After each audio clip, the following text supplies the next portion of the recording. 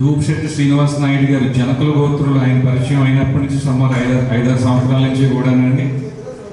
ఆయన యొక్క తత్వం ఎలా ఉంది, ఒక విధంగా డబ్బు సంపాదించాలన్నా ఒక 100 రూపాయలు ఇస్తే 100 రూపాయలు తనే తినేద్దామా లేకపోతే మనం 10 మందికి పంచుదామా అనే రీతిని ఎప్పుడైనా ఎంచుకున్నప్పుడు చూసినప్పుడు కూడాను మనం బాగుండాలి, మనతో పాటు 10 మంది బాగుండాలి, అందరూ బాగుపడితేనే మన చుట్టూ ఉన్న వాళ్ళందరూ బాగుపడితేనే మనకు కూడా ఒక మంచి సమాజం నిర్మితం అవుతున్నటువంటి లక్ష్యంతో ఆయన ఎంచుకున్న ఈ మార్గానికి ఇంకా రోజు రోజుకి పోయినసారి కంటే ఈసారి కంటే మరొచ్చి ఇంకోసారి ఇంకా పెరుగుతూ దినదినాభివృద్ధిగా జరగాలని కోరుకుంటూ ఒక పాట.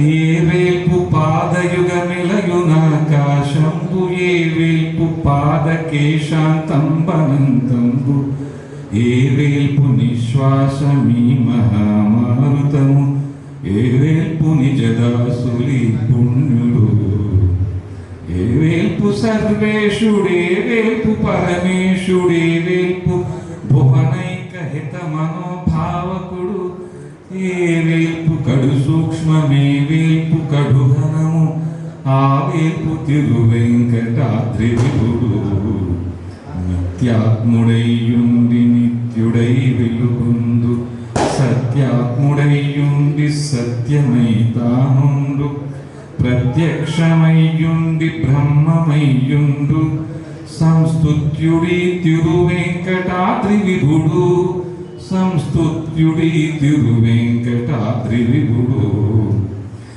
ఆ పెద్దయినా మీకు ఏమైనా ఇబ్బంది ఉందా అయ్యా తమరికి?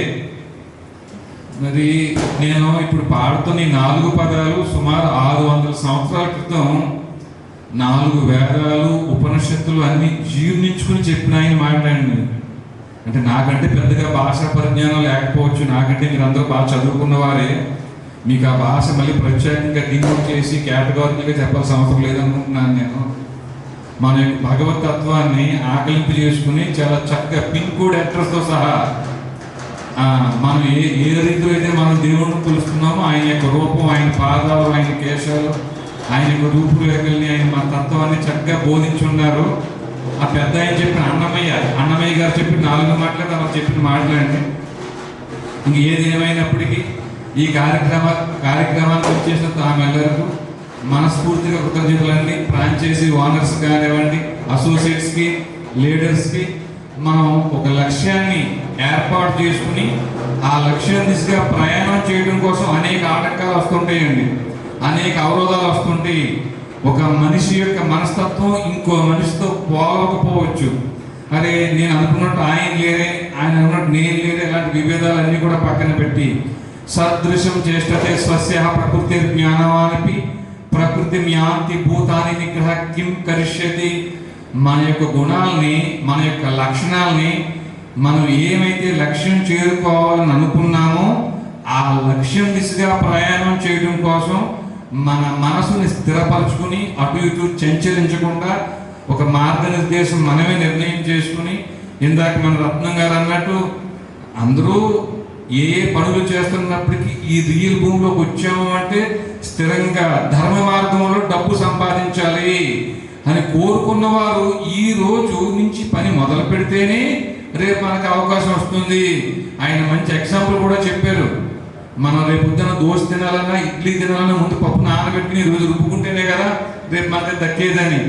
అలాగే దాని మీద మనం దృష్టి పెట్టడం కోసమైనా మన పెద్దలు చెప్పినట్టు ధర్మ అర్థ కామ మోక్షాలు, ధర్మంగా అర్థం సంపాదించి డబ్బు సంపాదించి తద్వారా కోరికలు తీర్చుకోవడం ద్వారా మోక్షం వస్తుందటండి.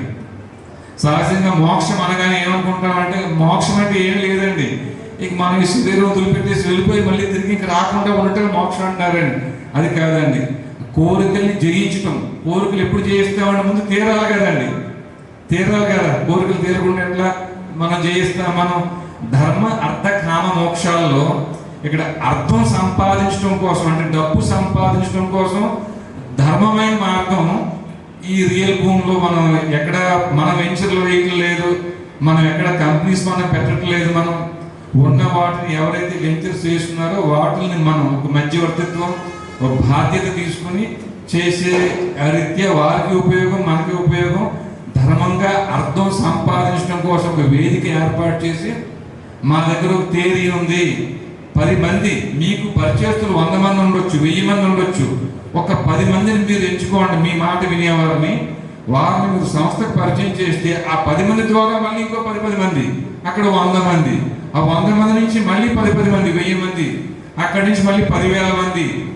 వీరిలో సంవత్సరం మొత్తం మీద ఒక్కరు 10,000 రూపాయలు వ్యాపారం చేసి తద్వారా మీరు ఆర్జించగలిగిన ఒక 10 కోట్ల రూపాయలు, నెల 1 కోటి రూపాయలు అనే మాట వారు చక్కగా తేరీ వేసుకుని చెప్తూ, ఎందుకంటే బెటర్ తేరీ మీ దగ్గర ఏమన్నా ఉందా చెప్పండి అని ఒక ఛాలెంజ్ విసిరి మరి ఆయన స్థిరంగా నిలబడి మనకు దారి చెప్తున్నారండి. ఆయన ఒకవేళ మనం నమ్మితే 100 మందిలో 10 మందిని మనం ఎంచుకుని మన కార్యం చెప్పడం ఏమి మనకి పెద్ద కష్టమైన పని కాదు.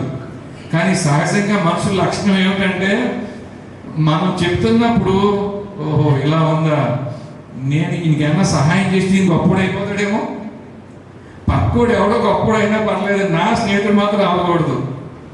మనం చాలా గొప్పగా చెప్తామండి, వాళ్ళు ఎంత గొప్పోళ్ళని వీళ్ళు ఎంత గొప్పోళ్ళు, కానీ మన స్నేహితులు గొప్పోళ్ళు అవుదామంటే ఎందుకన్నా ఈర్ష్య ఉండిపోతుంది సహజంగా. పూర్వాభ్యాసిన తేనెగిన హరితే